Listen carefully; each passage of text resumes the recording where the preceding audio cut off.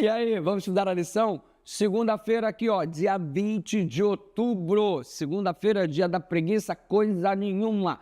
Segunda-feira é dia de vitória na batalha do grande conflito, porque se Deus é por nós, quem será contra nós? Neste dia 20, nós estamos observando guerra no céu. Isso, sem dúvida nenhuma, amplia a nossa visão quanto ao conflito relatado na Bíblia e perfeitamente perceptível no nosso cotidiano, no nosso dia a dia. Do que você está falando, pastor? Estou falando da guerra que começou no céu, citada em Apocalipse capítulo 12, do versículo 7 ao versículo 9. E houve peleja no céu, Miguel e seus anjos pelejaram contra a antiga serpente chamada Diabo e Satanás, mas o inimigo não prevaleceu, não se achou no céu lugar para ele, e ele foi expulso de lá.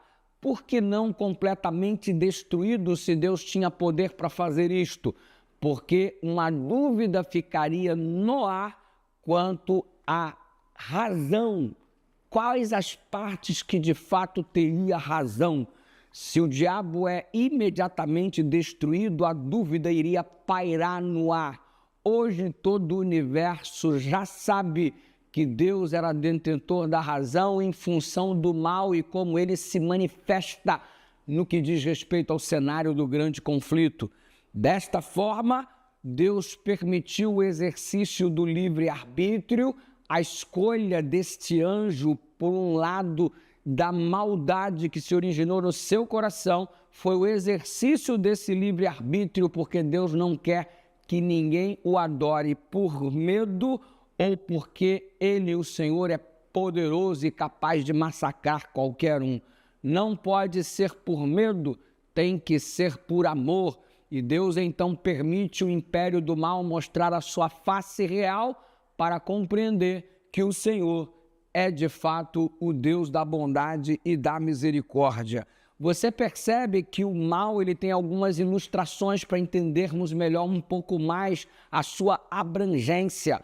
A Bíblia cita o papel do diabo sendo desenvolvido em Isaías capítulo 14 e também em Ezequiel capítulo 28. Respectivamente, ele está sendo representado pelo rei da Babilônia e também pelo rei Tiro, rei de Tiro.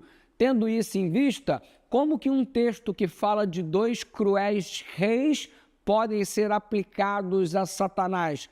Quando você observa a descrição de ambos os reis citados em Isaías e também em Ezequiel, você percebe que os termos ali não são dirigidos a seres humanos, são termos dirigidos dentro do contexto do grande conflito para seres celestiais. Observe, por exemplo, que o Tiro e o rei da Babilônia estão sendo descritos da seguinte forma: vocês moravam no jardim. Ei, o rei de Tiro e o rei da Babilônia nunca moraram no jardim do Éden.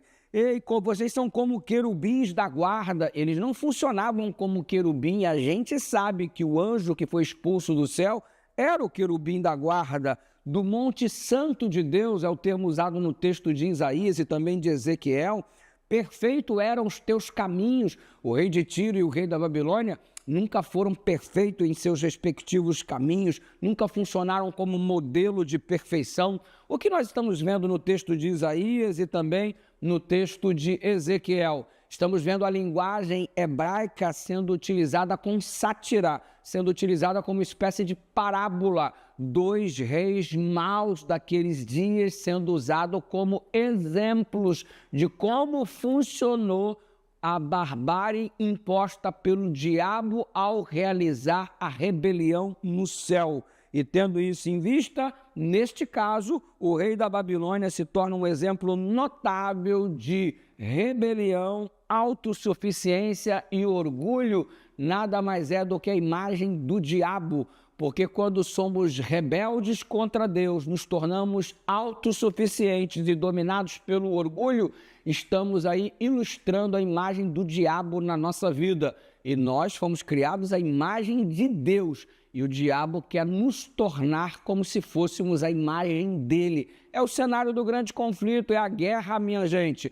Então, quando você vê o desdobramento e o comportamento do ser humano fazendo o que Deus não deseja, é exatamente o mal predominando sobre a vida daquele que permite.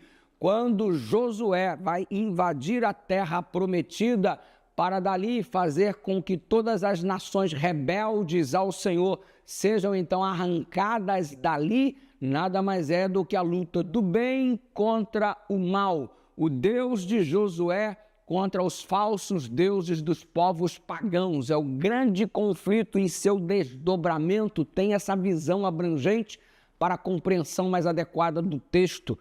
É isso que temos que ter em mente para compreendermos que estamos no meio de uma guerra, mas a vitória é nossa. E assim como o povo de Israel adentrou a terra prometida, nós adentraremos também, entraremos nela, isso mesmo, e pelo braço forte do Senhor.